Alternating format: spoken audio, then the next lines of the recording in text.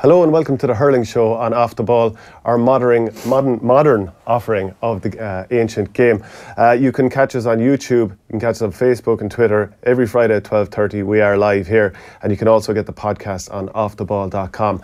Joining me this week, as always, is Michael Verney from the Irish Independent and former Offaly hurler. How are you doing, Michael? Good to be here, Shane. I'm glad you mentioned the ancient part there. We're probably all knocking on a bit, and you have two cornerbacks here today, so definitely filling the gap on the ancient side anyway. Both of you touching into your 30s, a wing back well into my 30s myself as well. So it's debatable whether you're a wing back either or what you are exactly, but listen.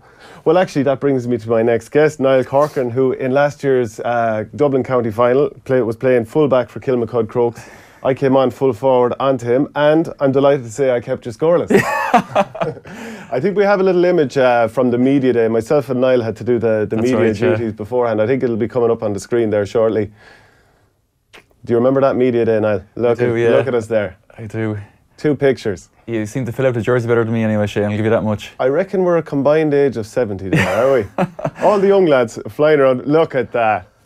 That's glory. That was when you came out with your famous Shelbyville reference, I think, was it? Was it that day? Yeah. Because Kilkenny and Coola side by side. I'm glad I'm standing in here. I'm glad I'm sitting in here in between the two of you. And of course, any excuse to bring up the county final last year, of course. Look, the first thing comes on, gives me 6 inches, and we get 2 yellow cards for it, you know? We did, and there was nothing in it. I was trotting in, minding my own business, and I saw gritted teeth, and I said, well, sure, look.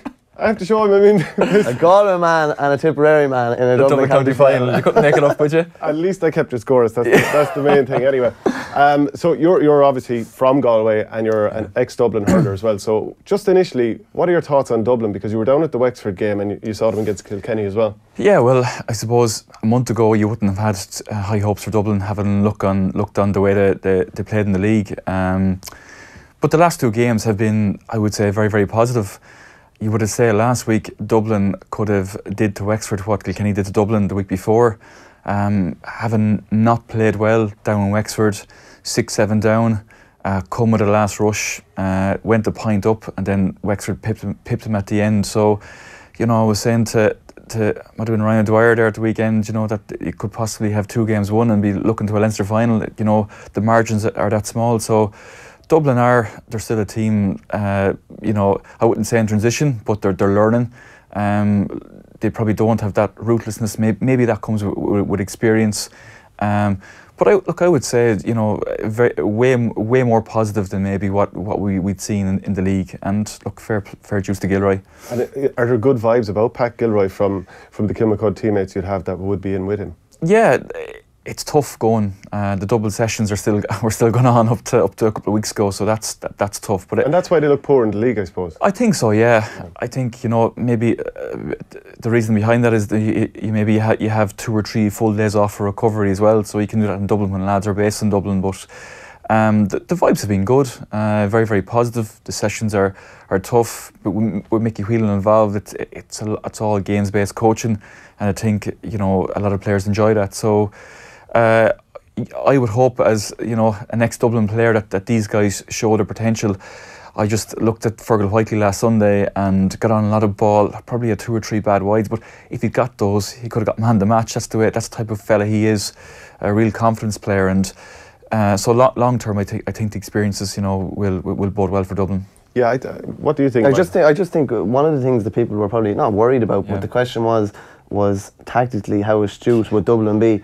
But I don't know, from what I've seen, and particularly the first game, they're as tactically astute as anybody and are setting themselves up unbelievably well to give themselves a chance of winning. Do you mean that because it's a football man? Yeah, and Mickey Whelan's a football man. That's what people would have said. Now I know Mickey was obviously, I think he was Vincent's manager the year before that, 2 years, yeah. But there's absolutely no signs of any inexperience or naivety in their setup at all. That would have been a concern if you talked to any Dublin hurling person, that where is maybe the hurling coaching going to come from? How are we going to set up? But in fairness to Pat, he's his homework done. I think we're playing to our strengths. When the way they're using Sean Warren, for example, and Chris Crummy in the half back line. I even just looked at the way they set up for their poke outs, maybe attacking, and the use of Danny Sutcliffe. Danny did this last week was a lot better than what he showed, and Yeah, I was pleasantly surprised. Take your point, Ed, and look, hopefully it'll continue that way, you know. There are green shoots for Dublin so far. Yeah. There are also green shoots for Limerick, who've started incredibly well. Beat Tipperary by 6 points, and it could have been 12. It could have been even far more. We have a quick clip coming up with Cian Lynch about moving from midfield, from corner forward to midfield.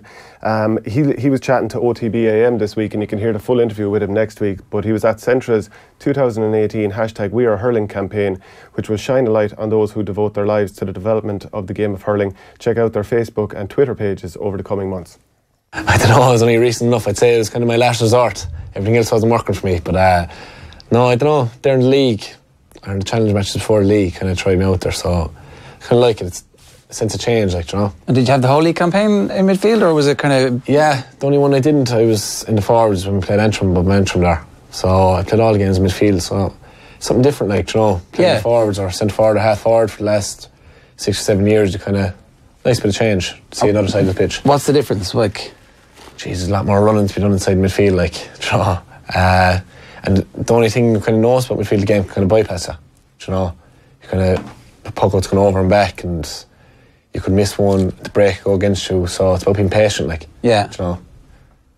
Enjoyable, or not? Does it take a while to get used to it? It took a while to get used to it, yeah. But as I said, you could go games there where you mightn't, like in the first half against Tipp the other day, I'd say I touched the ball twice. You know, just nothing broke to me. I was running kind of headless at times, like, you know.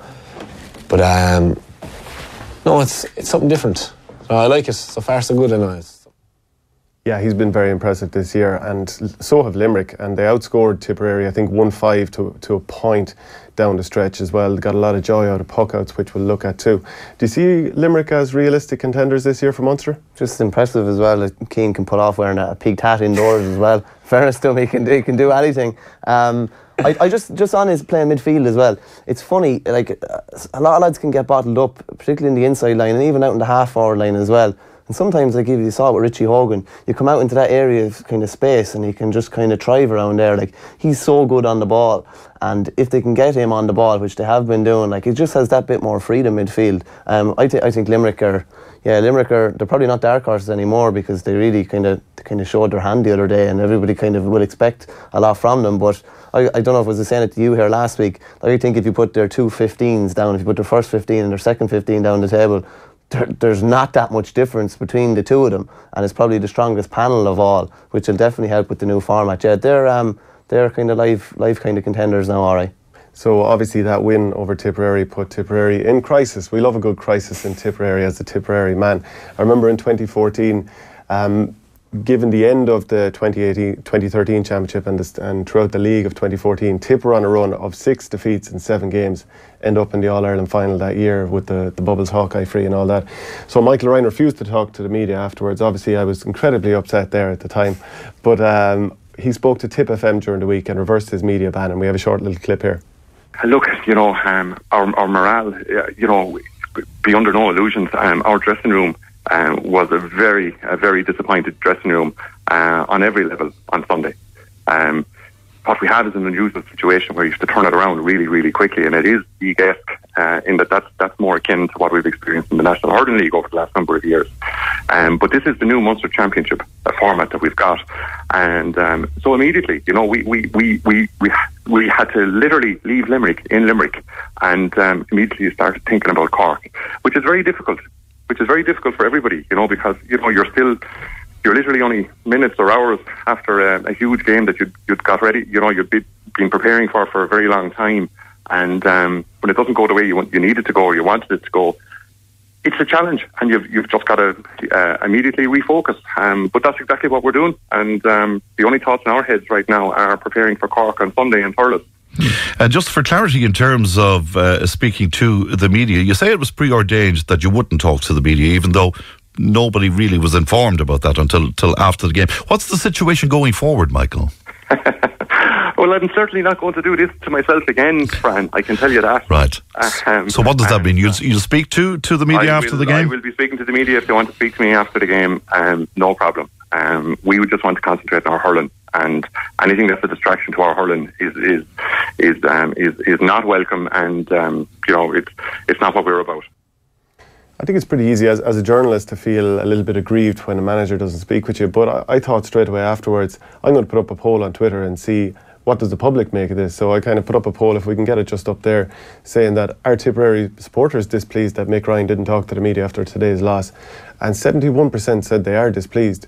So it's not just a media thing. Now, Niall, playing at inter-county level, if your manager decided not to speak to the media, I presume you realise this is going to be the fallout. Is it something that would bother you? Well, first of all, I think it was a panic decision he made, and I think looking back on it now, he realised very quickly that this puts a lot of pressure not only on him but on his players. I know. Look, if the manager isn't talking, you go back training. You're going to meet people in the street. They're going to ask you what's going on, what's happening. It puts the focus on maybe something that isn't there. It would have been a lot easier coming out and saying, "Well done to Limerick. We weren't at our best, and we move on from it." And it also helps the players to focus on the Cork game rather than maybe having to answer questions to maybe lads you meet down the street over what's happening in Tipperary, what's happening in the dressing room, why aren't you talking to the media? And I think that's something that, you know, in fairness to me, came out the Monday, I think, and just put it to bed and let's move on from it. But like Tipp are a type of team, I think sometimes they just need that maybe kick up in the backside to get them going. And I think they got it Sunday. I think they do have a lot to improve on. You look at Brendan Maher not playing and the Bonner, I think those guys add a lot to the Tipperary team. You know, maybe Bonner's coming back from injury, he wasn't quite right, but the likes of Brendan Maher around the middle of the field and the effect he has for Tipperary is crucial. So, you know, I think you'll see him in there Sunday. I think Brendan was possibly carrying an injury as well, but he did come through the Tuesday training session okay. Cathal Barrett has been out injured, maybe out again. Apparently he is out Mickey again, Cahill maybe back in contention. I think the county team had players twice a week during the club month as well. I wonder where they pushed a bit hard, and that's why there might be a few injuries. Do you think it was a bad decision from Michael Ryan, or do you think, let's look at it in an overall sense, he quickly realised that he's not too stubborn to change his mind? Yeah, he said that was his decision before the start of the game. There was a little word from Shane Brophy, who works from the Tipperary Star. He had a text which came from before the game, and he showed us after the ban happened, and so there was a bit of a hint of it anyway. I just think, especially after a defeat, and what Niall said there is 100% right. When the manager doesn't speak, people start questioning, are things all right in there, especially after a defeat like that and the nature of defeat. And it was, you know, kind of gutless. Some of it was anyway, you know, it was disappointing, and people kind of want answers, and the Tipp public want answers.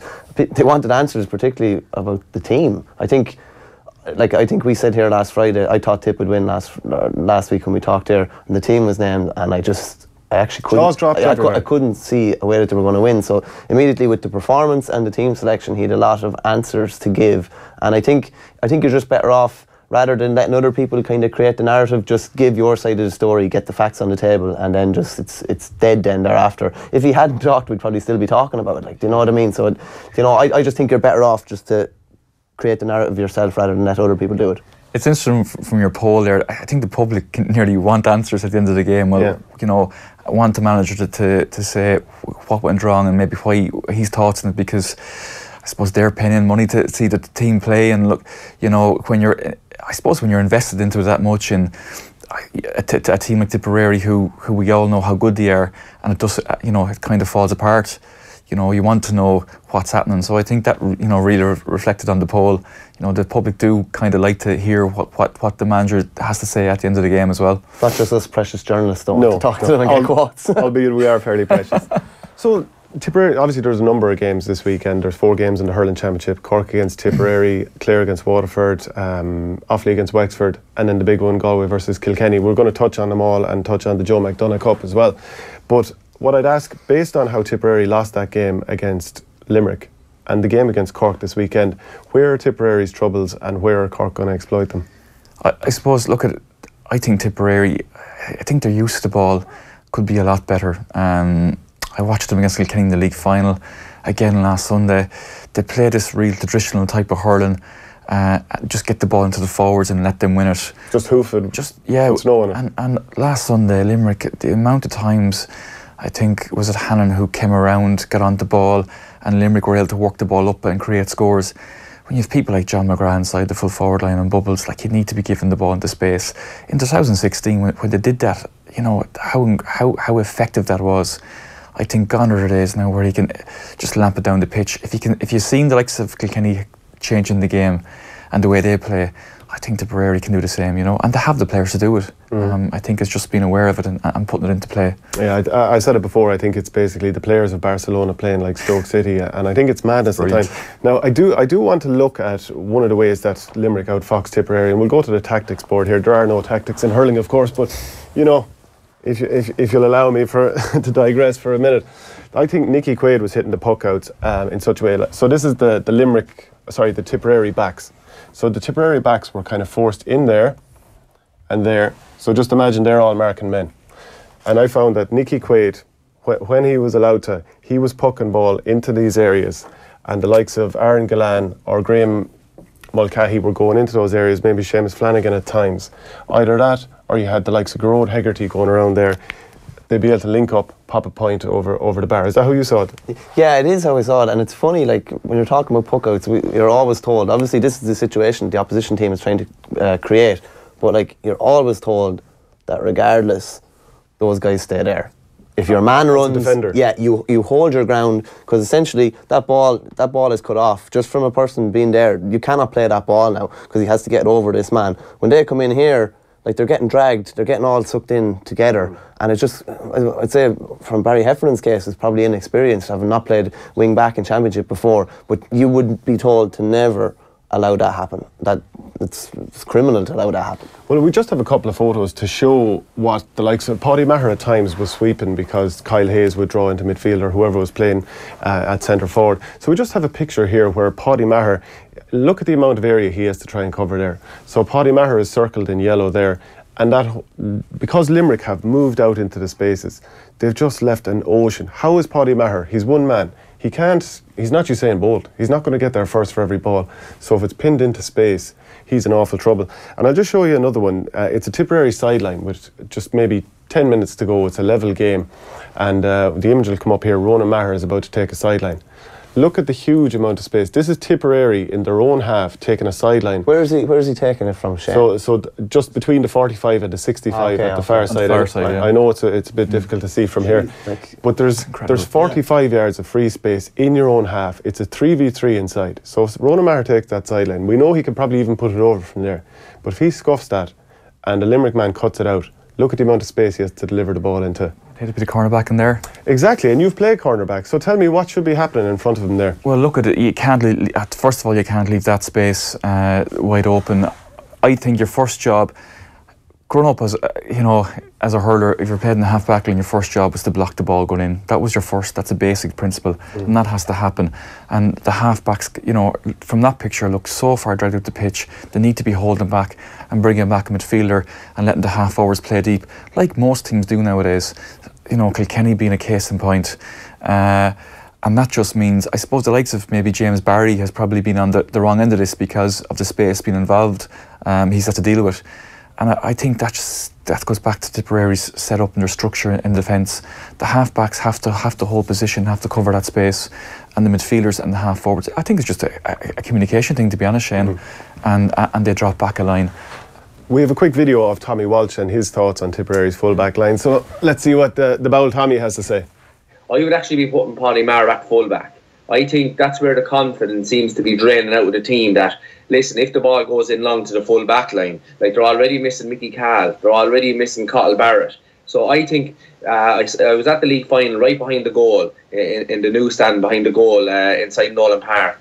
And when things when Tipperary were in trouble in the last 10 minutes, they put Pádraig Maher back in full back. And if you can think of it, most of the ball goes into the full forward line, to the full forward. So if you have your best player in there clearing ball, like, go back to the Brian Lohans, the Rocks, Noel Hickeys, even last weekend, like, I know they lost, but Dave McInerney was brilliant. So if it was me, I'd be putting Pádraig Maher back full back.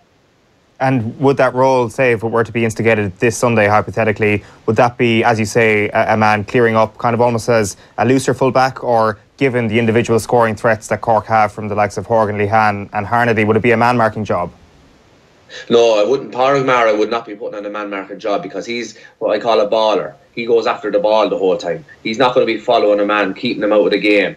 Like, he's not a sticky man marker. So I'd be leaving him full back, that he just launches attack after attack after attack. When the ball comes in, high or low, he's brilliant. Like, he's a great man to read the ball on. So I'd be more seeing him there. If he concedes a few points, no problem. But like, I think it was 2009. I'd say it was his first year with Tipperary.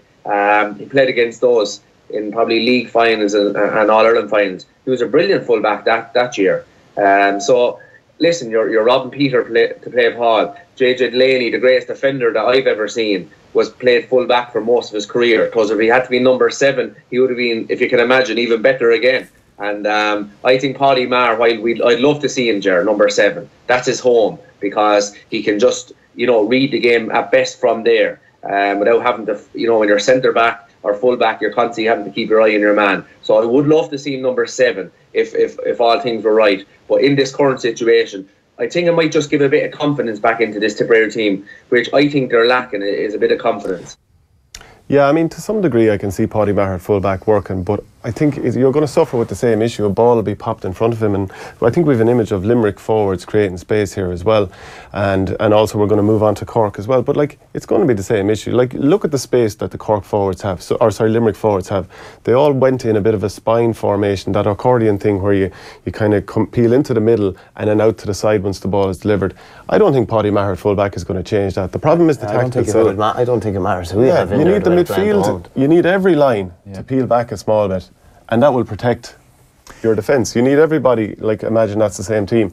If everyone starts a bit further up and you keep your full forward line in here, you've actually just got space to work with at this end rather than space at this end in your backs. We actually did it. My time with Dublin under Dalo, we just played with on the defensive puckouts. We played with 4 half backs with Johnny McCaffrey dropping back, and a corner forward went to wing forward. And it meant then that we had a 4 across the back line, and it just meant that it could cut out any ball coming through, and we could build an attack from there. And that was really simple. I think it was David Tracy coming out the whole time, and it was so effectively just to win back possession, and it cuts out all that space.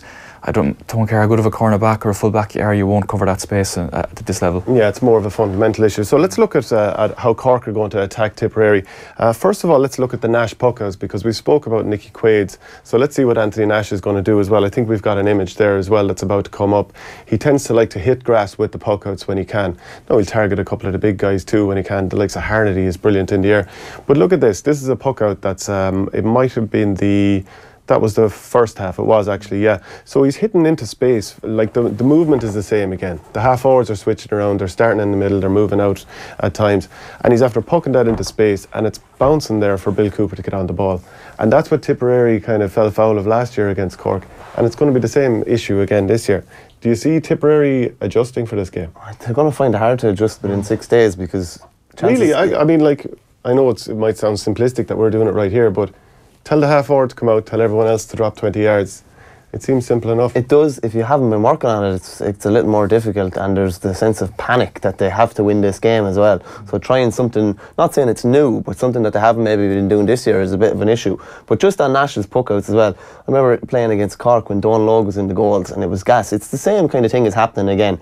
The second he went to puck the ball was going to land here. So he was just about to hit the ball here.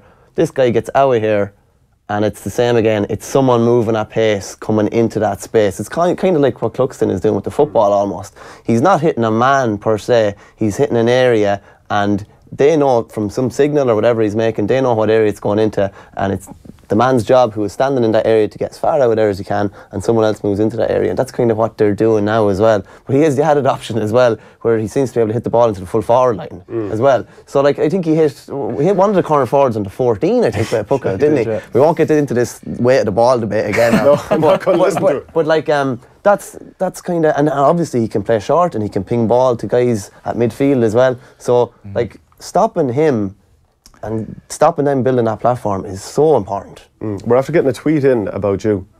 Interesting. Yeah, we are. It's from Paul Jenkins. He says... Don't know, Paul, so this could be dangerous. Yeah, he probably... Yeah. What is the story with Michael Verney wearing a long sleeve shirt today? What happened to guns? # give the people what they want.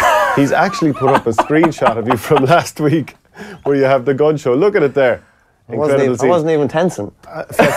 Would you mind flexing for the camera? We're good, Shane. We're all right. Am I asking too I much? can pull up my sleeves if he wants. Niall, dare you flex? You look like you could do a pec flex, actually. No, I leave that now to younger lads. I've been there, done that. So we've also got a picture there of how Cork are going to deliver the ball to the inside line. A lot of the time they do it laterally up the wings, and I think we have an image here of Mark Coleman delivering the ball into Conor Lehane. Now he actually miscontrols it on this particular occasion, but you see again, he started from inside, comes out, ball popped in front of him.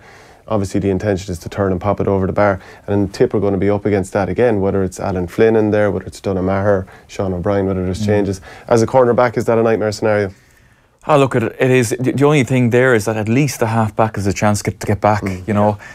With Tipperary, they're not there. Yeah. So as a cornerback, it's 1-on-1, and that's a very, very difficult... Imagine Lehane. A difficult thing to do, especially Lehane. Yeah, and we've one more picture which shows that Cork actually swarm back as well. There's a lot of talk about how Kilkenny tend to swarm back, and we've shown here times when they've had 10 men inside their own 45, but Cork aren't above doing it as well. So I think we've got a picture here, Cork tackle swarm, and it leads to a Horgan point.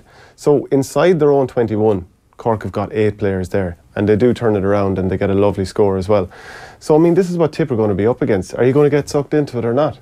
Yeah, and I think it was Coleman made a block on someone as well that was a surefire goal at one stage as well. Reedy, and there was 3 lads there before he even came across. So they're kind of swarming in. It's probably the opposite of what's going on with Tipperary. Like Paddy Maher spent most of the last day like running 45 yards back towards his own goal, the exact opposite of what he wants to be doing.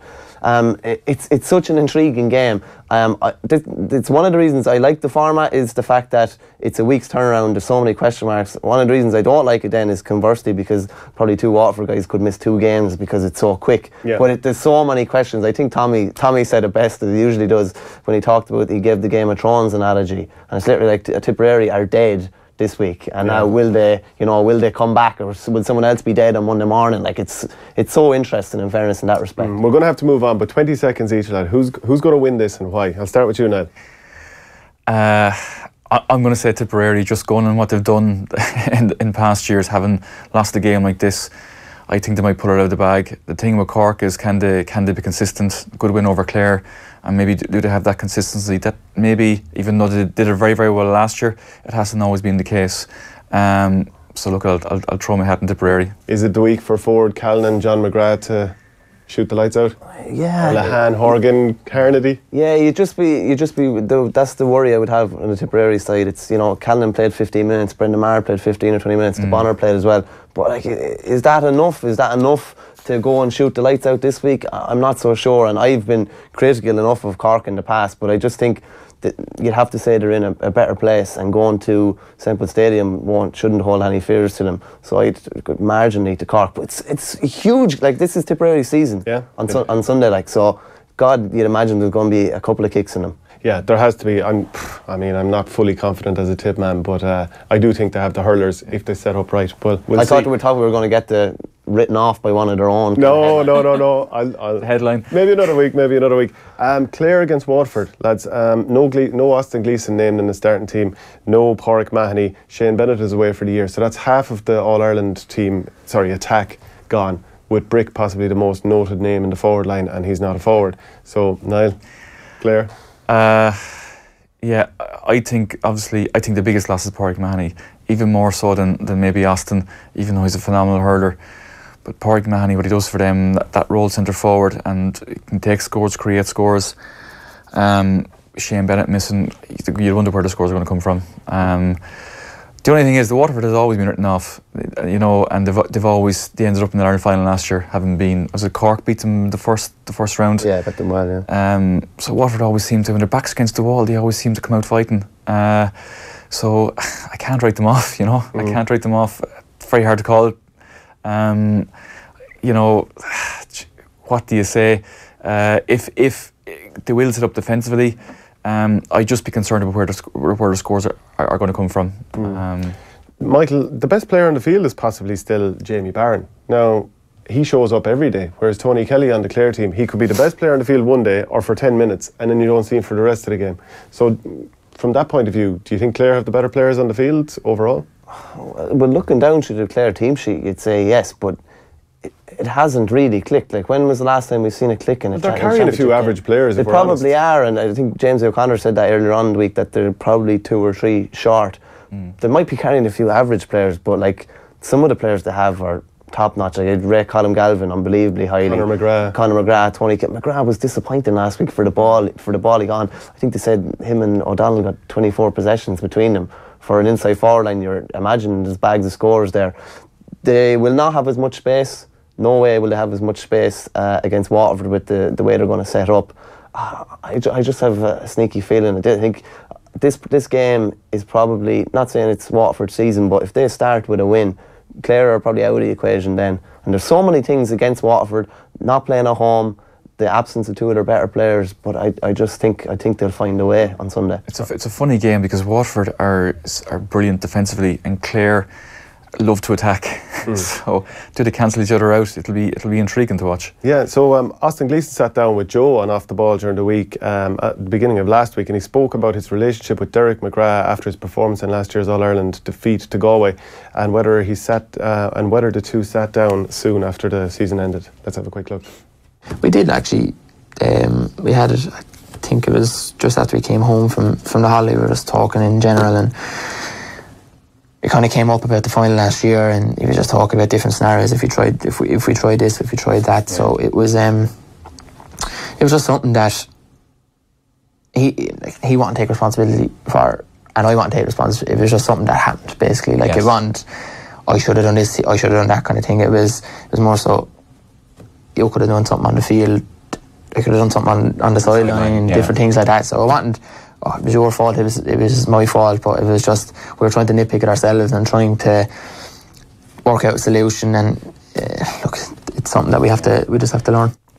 Niall, would you have had many deep and meaningful conversations with Ger Cunningham or with Anthony Daly? To be honest, not really, no. I think, first of all, I have to admire the conversation. Derry McGrath, that he's so open, and to have that relationship that Austin can go and say, look, you should have done this on the sideline. It's not many managers that would take that on board. I think it'll happen in Kilkenny now. Don't think so, no, I don't think so. Is it a strength or is it a weakness? Look, if you're giving players more autonomy, I think it's a strength overall. I think the more you give players ownership on the pitch, and the more they feel they can come to you, because ultimately you want them to fix the problems on the pitch. There's not much as a manager you can do on the sideline, trying to fix things. It's how they perceive it, and the more there's two-way communication, I think long term can be a good thing. We've got comments streaming in here, and please do comment on Facebook and Twitter or wherever you're watching us. So we've a comment from Diarmuid Williams saying, Clare lack leaders in defence, as The Rock mentioned in the Mirror today. Is it possible to win games without having a good sprinkling of leaders? Also, should Tony Kelly be kept up in front in a roving role where he can be more of a threat? #OTBAM. Liam Finn says, Clare need Tony Kelly in the game more. Last Sunday he made lots of runs from deep, but that final ball didn't come, or he wasn't seen or used. Disappointing and frustrating to watch. Talented forwards and midfielders lacking a bit at the back. The Tony Kelly thing is interesting, and I think it was said in the Sunday game last Sunday. He needs to be the go-to player. Like, lads, it's not a case of always maybe giving the ball into the inside forward line. I think they need to be looking for him, need to be getting him on the ball. When a half-back picks up a ball, he should be the first thought, and he should be close to them, and we should be trying to get him on the ball. Like, I remember when you played him in the club final, I think he touched the ball twice. And he was kept out of the game, and if he's kept out of the game for Clare are in serious trouble. But it's grand to say he's in a roving role. Like, then you can get caught between two stools and he doesn't get any ball at all. It's like a free spirit there, and like Austin Gleeson, there was like controversy nearly last year because we can't play him as a free spirit. He has to play centre forward now just because they lost. It's a tricky one, yeah. Just with regards to the leaders there as well. Like, I don't think any team can win without leaders. They obviously have leaders, given the fact that they've won an All-Ireland together. Like, but yeah, I'd say maybe leaders in defence maybe would be the issue. Maybe I want to have a quick look at how Clare attack. And there was talk that we have an image here, and Clare, there was talk that they overdid it in the forward line last week. That they were looking for that extra pass to get the goal on. I think we've David Reedy who played wing forward with the ball here, and they've isolated Shane O'Donnell inside, and nice ball in, and could have been a goal off it. And obviously they try and get the runners on the edge as well. But I actually don't think that Clare overdid it all the time. Once or twice they did. You're always going to have misplaced passes, wrong options, all that. But I think when a goal is on, you go for it, and you have to. And it was just misplaced passes, and maybe that lack of quality is why Clare aren't an All-Ireland challenger.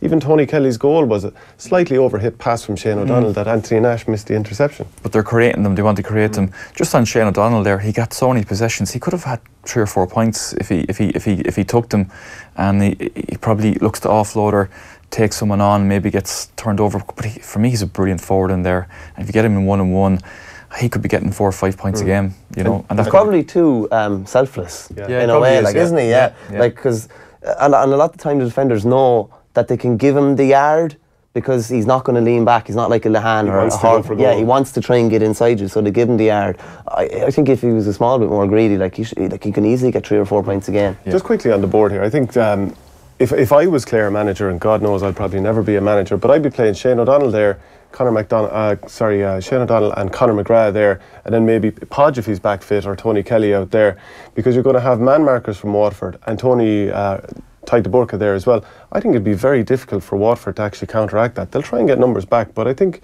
Shane O'Donnell and Conor McGrath, that might be a difficult one to stop.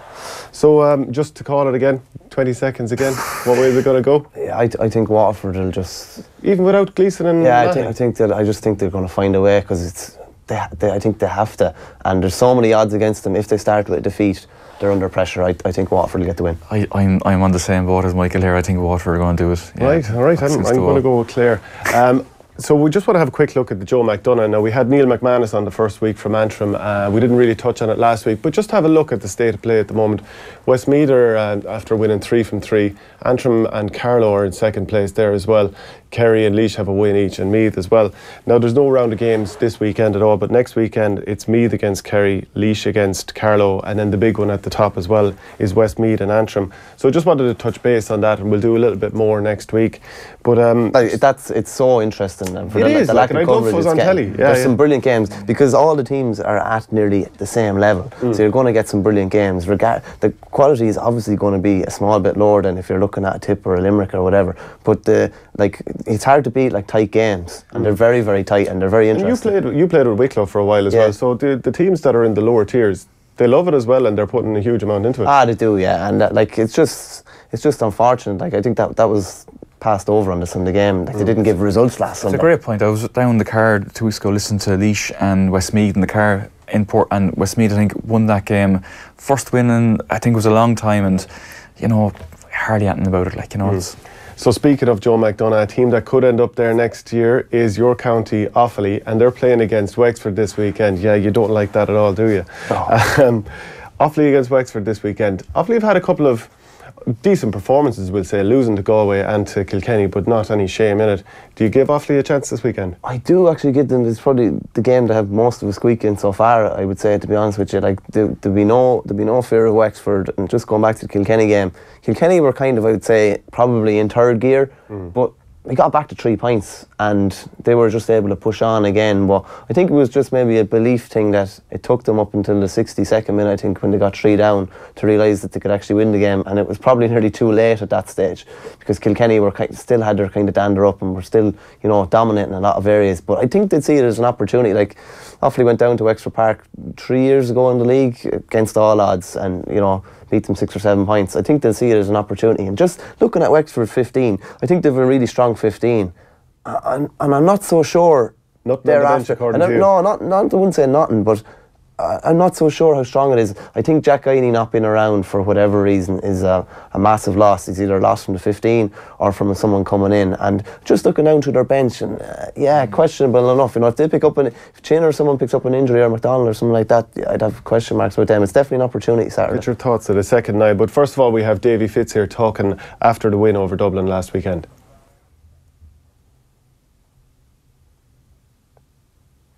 I tell you the truth now, Kilkenny and Galway are the furthest thing from my mind, and that's being totally honest with you. I'd have awful respect for what Offaly have done.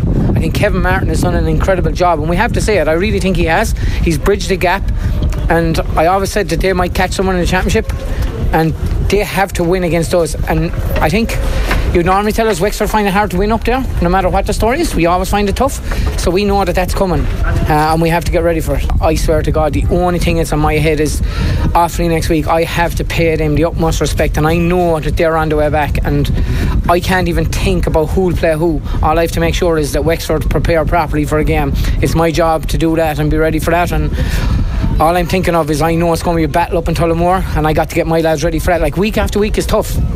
Week after week is tough, so we're looking forward to the next few. Niall, you saw Dublin play Wexford last week. Where can Offaly get some joy? Well, the first thing what frustrated me with Dublin last week is that they consistently gave Wexford a short puck out, and Wexford were very, very effective with Jeremy O'Keefe, especially working the ball up through the lines, and they got some scores from it. I think if Offaly can kind of shut that down and make them go long, and I think Wexford are really relying on the two O'Connors. Rory and Jack O'Connor were very, very good last Sunday. Rory, especially I think he was on the freeze. I think they probably look for a Jack on the wing on the long puck out. So I think if they can shut down the puck outs, the short ones, and make them go long, they have a chance. Because Offaly have some big half backs. You know, they can compete in the air. I watched them against Galway, and I was actually impressed with their half back line. Maybe lacked a bit of pace a small bit, but you know, I think can be very, very effective on Sunday if they can do that. Yeah, I think Wexford are as close to you might get to total hurling and possession game and running the ball. Anyone can go up the field. The two wing backs, Paddy Foley and Diarmuid O'Keefe, seem to attack whatever they want. Brilliant at it. Anyone in midfield can attack when they want. He knows he's pulling a bit away from the attack. So he's kind of giving those guys license to kind of boom forward. The only problem was, at times, because everyone is pulling out the field and getting involved, milling around the middle eight, I think that Conor McDonald is a little bit isolated at times, and if the ball doesn't stick, the ball is coming out quickly, isn't it? That's it, yeah, and he was definitely isolated last Sunday. He didn't have one of his better games. I think he was actually taken off. You know, he's a brilliant player, Conor McDonald, but very, very frustrating in there when the ball goes in and he's tied up and there's no support coming through. But it's one thing Offaly can capitalise on. You know, Dublin didn't really shut down the wing backs coming forward last Sunday completely. So, and I think that again, that's just being tuned in to what they're going to do and maybe track those runners. Wexford, I thought a bit on Dublin's poke outs were naive. They actually, all Dublin did was bunch in the middle and hit the wings, and at times Danny Sutcliffe got away from both O'Keefe and Paddy Foley and got primary possession. Now afterwards wasn't good, but it's something Offaly can capitalise on. Well, Wexford are one of the teams that are looking to end their famine. The likes of Tipperary, Kilkenny, Clare even, and that they've all won All-Irelands recently, and Galway are the champions. So we put up a little poll last night just to see which of the challengers are most likely to end their famine. 46% said none of Limerick, Cork or Wexford will win it. Just 9% said Wexford, 20% Cork, Limerick 25%. Lads, which do you think is most likely to win the All-Ireland of those three? This year? This year. Limerick, I would say, just based on the strength of their squad and the fact that they're coming from 2 All-Ireland 21 wins, and that they are bringing, those lads seem to be bringing that kind of that mentality to it this year. And it's funny, like last year was bad. It's amazing how things can turn. Like they had the players, it was just a matter of developing maybe a philosophy and a way of playing, and they seem to have that now this year. So I'd have them just a bit. I think you're whoever follows you on Twitter or votes in your polls, Shane, are fairly on the ball. Yeah, and listen to you there talking about philosophy. It's where you're Pep Guardiola over there doing where you're going on about. It's sickening to listen to. So just in a word, Offaly or Wexford? I think Wexford by 4 or 5. I think Wexford by, I would go with Wexford as well. Yeah, Wexford as well, I'd say. So we're going to move on to the main course, which is Galway Kilkenny. I can't wait for this game. I'm going to be at this game. I spoke with Nicky Brennan a couple of weeks ago. He's the ex-GA president, ex-Kilkenny player.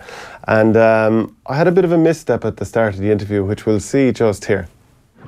Yeah, ex-GA president Nicky Kenny. Nicky, Kilkenny just pulled it. Yeah. It's your teammate.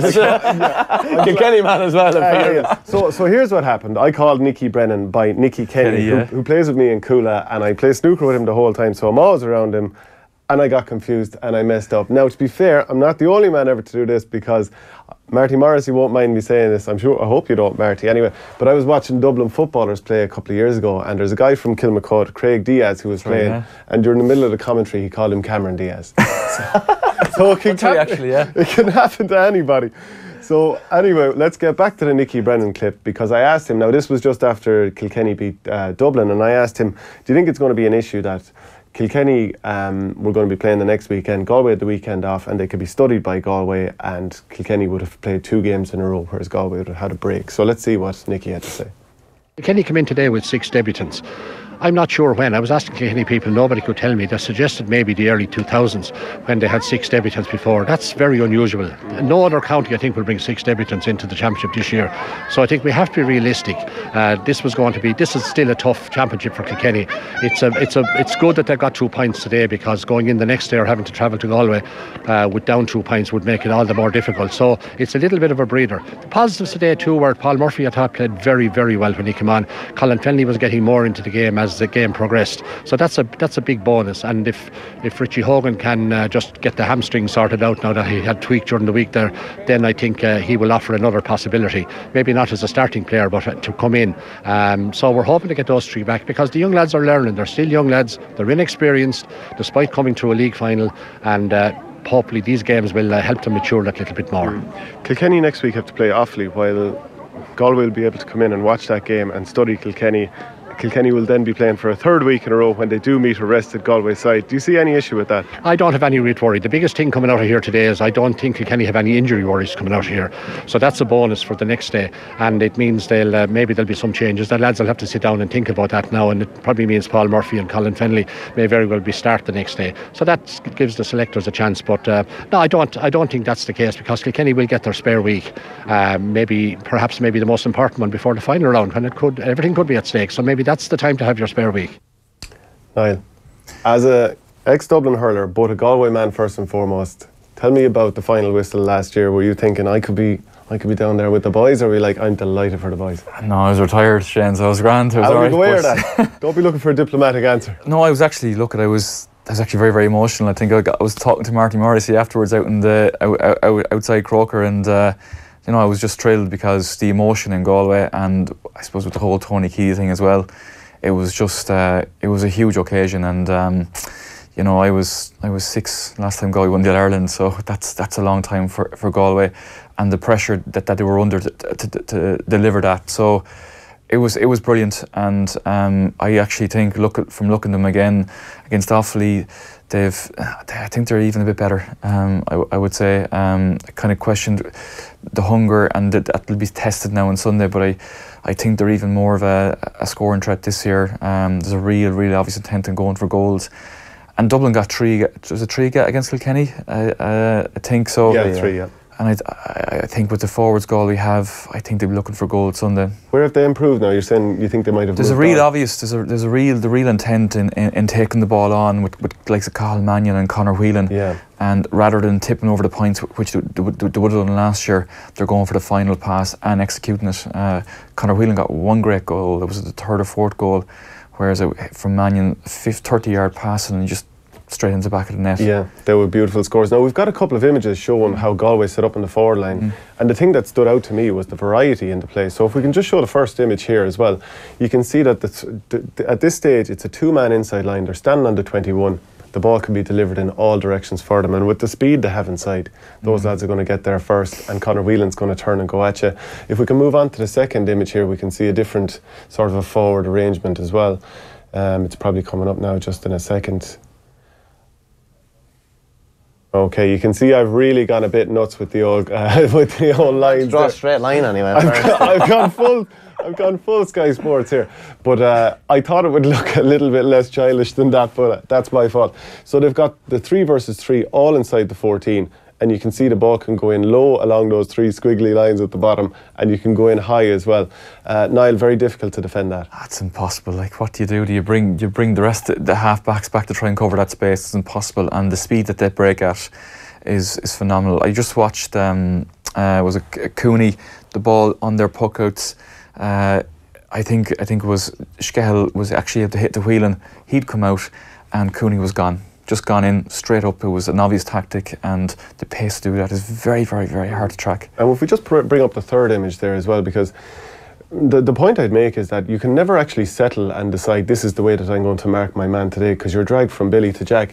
In this situation here, you've got the corner forward either side of the penalty area, the 2 corner forwards, and you see at the edge of the D, you've got the other inside forward.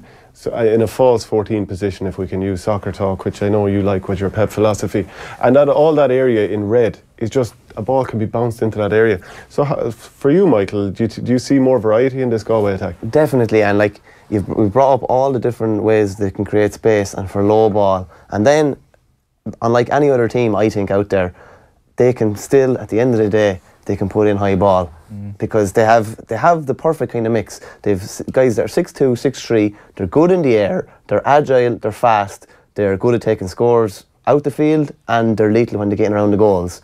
So like that's very hard. Like you've kind of put together this like. It's like the perfect mix, like really, like there's not, like you could say if they were playing a lot of high ball, okay, we're going to try and stop them in the air, but they'd only love for the ball to be on the ground. It's just that they have that variety that they can go back to and play high ball if they need to, so it's very hard to defend against that. Niall, it's the 11th time that Galway have played Kilkenny since that they've gone into the Leinster Championship. It's the only team that Galway still have a bugbear over. It's their bogey team. They should smash them this time, shouldn't they? But also, it's their first time they have a home championship game in Pearse Stadium. In a big field as well, which will suit their forwards. I think that's going to be massive occasion, having a Leinster championship in your backyard. And Pearse Stadium is a big pitch. Just go back to Michael's point and the variety. I think they're a bit like the Kilkenny of old, where any of their forwards can play in any position. It doesn't really matter. And you get the ball into me any way you want, and they can win it and take it on. I'd have a concern defensively, if any of the defenders got injured, who can go in there? For Galway? Yeah, I think they're light on the bench as regards defenders. I think Greg Lally was beside me in the stands the last day when I watched him against Offaly. So obviously maybe he's maybe an injury or something. But for example, if against Wexford, Aidan Hart, who's a fine player, maybe got exposed under the high ball, if that happens again, what are their options? Okay, they can switch around, but if someone like Dahi Burkett gets injured, he's a crucial player, man the square. I don't know, what they might do. Is it McInerney going back to 3? I'm not. How comfortable is he there? That would be my only concern. But I think they're really strong across the pitch. If TJ Reid is in the half-forward line, I'm sure Gerard McInerney will go on him. If he's on the inside line, it'll be Dahi Burke. So 2 massive challenges. And for Galway, if they can tie down TJ Reid, they have the game won, surely. Yeah, I can't believe you used the word smash. They're going to smash Kilkenny. This is unheard of. No, but I think that Galway have to. Well, not, and I don't mean they're going to win by 20 points, obviously not, but I think this is the time that they let her into Kilkenny. They've been on the hind tit with Kilkenny for a long time. That's real Galway terminology. You must be loving it. I think it's about time that Galway showed Kilkenny who's boss, because I think they've got better players. I think they'll win. I think it'll only be a couple of points, but I would share the same concerns as Niall. Aidan Hart was kind of exposed against Wexford in the league quarter-final under high ball. I think Jack O'Connor got 4 in a row off him. So teams will pick up on that, and you have to remember as well, being the champions, they will be the most analysed team in the country, so people will be looking to see where they can pick holes as well. And as he said, if one of those guys picks up an injury in defence, I would say they're light. Like Ronan Burke was the back that came on the last day, and he was like on the team 3 or 4 years ago and hasn't really been on it since. So I would share those concerns. I think they'll have a bit much on Sunday though. We'll be back in a minute with Gerard Gilroy just to have a look at the predictions for these games. But first of all, James O'Connor spoke to Dave on Off the Ball last night, and he reckons Galway and Kilkenny could be very familiar with each other by the end of the championship. Yeah, listen, at the moment, Dave, there's, I think Galway are ahead of Kilkenny, and especially that first championship match, in Salt Hill, I don't see Galway slipping up on Sunday, but the nightmare scenario potentially looms, Dave, where they beat them on the, whatever it was, the 27th of May. They faced them, I would say, probably again in the Leinster final on the 1st of July, and possibly, having to play them a third time in the Ireland final on the 19th of August. Now, maybe Neil O'Donoghue would take that now. Well, you're saying that's a nightmare scenario for Galway? Well, I think, it's hard to beat a team once in the championship, Dave, not to mind twice. And 3 times, you'll feel maybe, trying to beat any team 3 times in the one championship season, you may get done once, So I just don't see Galway slipping up at the weekend. I mean, certainly against Dublin. I mean, cracks were exposed in the Kilkenny defence. I'm a big fan of Pádraig Walsh. I think he's a fantastic hurler, but I'm not sure about him full back. And certainly Liam Rush, exposed as I think maybe his size or his lack of experience in the position. Now, Kilkenny don't appear to have an alternative, but I mean, Galway have plenty of weapons and plenty of different ways they can go after you in the full back line. Johnny Glynn can appear on the edge of the square. He'll present a different threat to Joe Canning, and Conor Cooney will present a different threat, assuming he starts there. So I just think, Galway were impressive for me. I mean, I know there was maybe a certain element of rust in Tullamore, but they gradually found their rhythm, and there's massive firepower and class in that attacking unit. And as I said, in Salt Hill at home, they didn't get the opportunity to beat Kilkenny last year, and Kilkenny have inflicted more pain on that Galway side than anybody else. And I think the balance of power is swung, and I think Galway would be keen to drive that home on Sunday. And I just don't see Galway being beaten. The worry I'd have is that every time you play them, Cody learns a little bit more about you.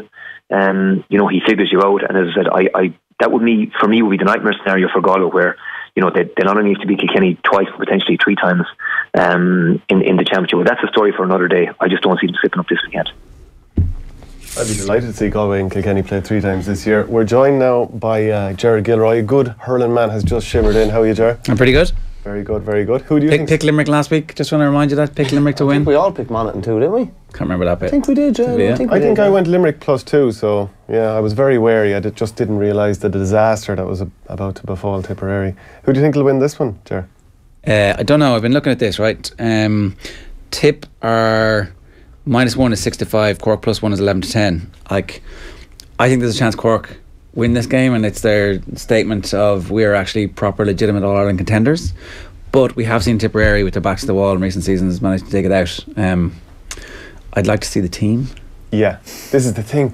Unbelievably, last weekend, right, so the team was released on Friday night, so that was after the show here. I was down and watching Tipp against Waterford in the football quarter-final of Munster on Saturday night, so the day before the Limerick game. And it's all anyone was talking about. Did you see the team? Did you see the team? Like, as soon as the team came out, I threw it up on Twitter, Limerick have the edge here. Well, and it didn't actually move the line that much at all. I think there might have been like a tiny half-point movement on it. But part of me thinks that if he names the full team, like with the All-Stars in it, you're looking at the performance when they come off the bench last week, and it's like, well, they're not fit. He didn't not name them to hold them in reserve. He didn't not name them because he's carefully managing his resources. It was like, got to go with the fit players who I know are going to last, or who have the potential at least to win this game for me. Let's get the odds up on the screen anyway. There, have a quick look for the hurling first of all. And as well with Tipperary, like, the big problem was he put a midfield that hadn't played midfield together or at all in the league. Neither of them had played at midfield, so I thought that was a little bit strange. And Seamus Kennedy going from midfield to full back. So the flat out odds, Tipperary 6-4, it doesn't make any sense to me to be so heavily favoured. You couldn't really have it after 4-7 last week and after letting you down so badly. Yeah, so I don't think so. The spread on that was what a bet I do like is Tipp half-time, Cork full-time at 4-1. So I can see Tipperary coming out and actually doing really well, but I'm not sure that they have the, I don't want to say the work done, because they obviously have the work done, but I don't know if they have the form at the moment to see something out. I can see them bursting out. And do you know what, to build on your point, I agree with the half-time, full-time, because Tipperary have only won the second half in 2 of 9 games all year. That's a good stat. So they're showing that they're, so it's showing that they're fading. Yeah. Now, that isn't just coincidence, is it? Well, obviously not. No, God, it's... that's a concern. That's a real concern. I think they were ahead at half-time against Limerick last Sunday, and that's a huge concern. So maybe, is it a tactic you're bringing on the likes of Brendan Maher, Bonner Maher to see to finish the game out? But, you know, that's, I don't know how you fix that one. Conversely, if you start those lads, chances are they probably are going to fade again. Out, yeah. So that's an interesting. But some of those lads who did start, I think, are very good. I think Willie Connor showed really well during the league. Billy McCarthy as well as a But he didn't play midfield in the league. Like, that's what I couldn't understand. Like, if he brings him on where he should, and if players are put in their correct positions. But come here, what's your prediction for this game? Sorry, I think Tipp half-time, Cork full-time. That's my prediction. What's your both betting and non-betting? I'd take the Cork +1, 11-10. That's decent. Anything that's odds against when you're getting one a point as well, I take one thing about Cork too is that, like, my reservation last week was I wasn't exactly sure if the work in the league was building towards a finish, and obviously it turns out I think it was, and that actually that's the type of team that's going to massively benefit from a game like that. The confidence that they're going to have, the fact that so many of those players who've been around for so long played close enough to their full potential. I don't know, I think Cork looked really dangerous last week. Like, even when Clare were going well, Cork were able to maintain, just keep the scoreboard ticking over, but also able to just stay in the game. And that's not, a lot of good teams can't do that at the moment. Let's quickly look at the hurling odds just once more, because I want to see what Galway Kilkenny is here on the Boyle Sports. I think it's 1-2 Galway, yeah. Yeah, 1-2, yeah. I mean, I'm not sure what the handicap is, Ger, if you have it there. But +3. +3. Yeah, +3. You're getting Kilkenny 6-5 on. Yeah, it's finely balanced, but Niall, Galway should be winning this handy. Well, I'll go back to Michael's point. We take 1 or 2 points, but there's never anything handy against Kilkenny. They were so impressive against Dublin. The fact that they were out of the game for long parts and still hung in there, and were still able to get over the line. So did Colin Fennelly start last week? No, he only came on last week. And Walter Walsh is ropey as well. I think he pulled his glute against Dublin. So that Fennelly will have to is start. Is he ropey? Apparently he is ropey Actually, enough. that's not just we'll pretend that he's ropey and we'll rest him for his game. Well, I don't know the insides of or mind workings of Brian Cody, but apparently so. But Richie Hogan played a full challenge game on Monday evening. They played the subs played the Kilkenny under 21, so he could be back in the 26 again. But realistically, Sunday's not his end game. Like, it's later in the year realistically. Let's look at the football odds now as well, because there's plenty of games going on. You don't really think Galway are going to hammer Kilkenny? I think they've only been hammered once, and that was in that All-Ireland final against Tipp. Like, do you feel the same? Yeah, they were hammered in the 2012 Leinster final. That's so long ago, it's not really relevant. But I think it's time for Galway to make a statement. I think 6 or 7 points. Does that count as a hammering? Maybe not, but it does. Yeah, when it gets Kilkenny, it would. I think they should. I'm not sure if they will, because of the old psychological issues that they may still have with them. The 2015 All-Ireland final. That's right. Yeah. What a collapse that was. The funny thing is, like, if Galway to only win by 1 or 2. It mightn't even seem like a victory. Kilkenny will come, and that's the sort of scenario I kind of envisage. I don't know who it is on Twitter, but the Dart Cody. He's very good. He said my kittens will lose by a couple of points this weekend, but we'll get Galway later on the year. And he's fairly on the ball with a lot of things he comes out with. But I see that kind of scenario. I think Galway will win, but it'll be just getting there, and I think Kilkenny might get the momentum out of it. Okay, let's look at the football odds again. And one I'm going to jump straight to is Longford against Meath. The reason being, Meath have a lot of defections from the panel this year. Longford are one of the few Leinster teams who actually had a half-decent league. So I think Longford at home in Pearse Park, 2-1 is ridiculous odds. What's the handicap actually, John? John Duggan was of a mind with you there. I don't have the handicap for that one. That's because I told John Duggan. Ah, okay, right. You don't have the handicap there. No, I'd say it's 3 or 4 points. It's probably 2 points, and 2-1 is probably 2. Yeah, I think that's ridiculous odds as well. Michael, Longford were definitely one of the best teams in the league. We're unlucky not to get promoted as well. I think it was into the last day. Robbie Smith's a brilliant forward. Someone with a left foot, and Sean McCormick I think will be able to come on, and he's another brilliant player. I saw Meath play down in the league, and they scored 4 goals, but they could have easily conceded 4 or 5. And the mood looks to be low enough. I know they haven't played in a while. They actually won the O'Byrne Cup. Was that publicised at all, actually? I think they won the O'Byrne Cup a couple of weeks ago, but was Westmeath done? Yeah, no, Meath won it. Meath beat Westmeath. Wasn't publicised very well around here. No, no, it was played on a busy weekend, busy championship weekend. But yeah, 2-1 is good. Like, I would have had that 6-4 Longford. Let's get the odds up again. Yeah, I want to have a look at the Westmeath Laois game. Is something else. There's been a bit of rumour around Westmeath in the situation that a lot of their players not showing up, not going to be interested, not going to be involved. 6-4 Laois, or 6-4 on. I don't really enjoy betting money on Laois. Yeah, is the problem. Who went extra time with Wexford after being 10 points down. That's right, yeah. I think James Dolan, as vice captain, has gone to the States. There's talk that John Hesden been injured, and I saw a list of at least 5 or 6 regulars that aren't looking like they're going to be involved. If Hesden isn't playing, then back Laois. If Hesden is playing, then 6-4 is a big price, because he's literally that good that he could change that. That's fairly. I'd say Laois are 1-3 if Hesden doesn't play, because he could kick anything. Like, yeah. And off the ball, we have plenty of reporters around the grounds this weekend. At Tipp versus Cork, we've Dave McIntyre. That's 2 o'clock in Thurles on Sunday.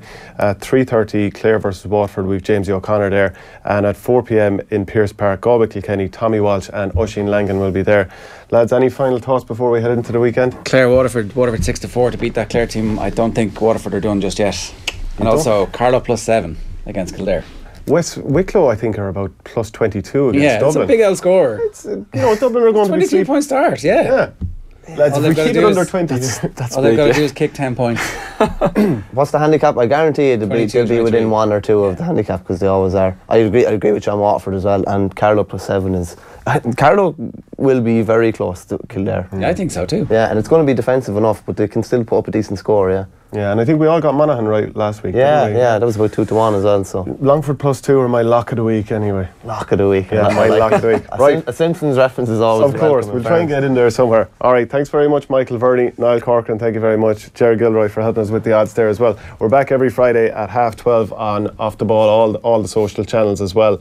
And enjoy the weekend's hurling, and we'll see you back here at 12:30 next week.